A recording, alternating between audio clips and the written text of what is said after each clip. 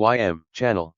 Nahabol ka ba ng microlending company? Ito ang tatlong dapat mong gawin. Number 1, huwag kang matakot sa kulong. Tandaan nyo, ang hindi pagbabayad ng utang, walang kulong dyan. No imprisonment for non-payment of debt. Baka tinatakot kayo, pakukulong kayo, whatever. Huwag nyo pong paniwalaan, hindi po kayo makukulong. Number 2, baka tinatakot kayo, sasaktan kayo o whatever. Screenshot nyo po. Pwedeng magkaroon ng criminal case yan. Ang tawag po sa krimen, grave threats. Kasi tinatakot kayo, bodily harm eh. Pag di kayo nagbayad ng utang, sasaktan kayo. Pamunta po agad sa police, magpa-blatter, and simulan na po natin yung procedure for filing a criminal case. Kasi tama naman, tinatakot kayo eh. Nakaka-trauma, di po ba? Pangatlong dapat natin gawin, tingnan po natin kung magkano ba yung interest. Sabi po sa cases sa Philippines, a monthly interest rate of 3% per month is exorbitant. In other words, invalid po yan. Kasi sobra-sobra po ng laki yung interest. So ano po ang magiging epekto nito? Una, syempre, may utang ka pa din. Hindi naman pwedeng wala kang utang. Ginamit ni pera nila eh, di ba? Sabihin natin, 5,000 yung utang mo. May 5,000 ka pa ding utang. Pero magkakatalo na po tayo sa interest rate. Kung sabihin natin naging invalid yung interest rate na pinag-agrihan nyo, mag-iiba na po ang interest rate. Magiging pong 6%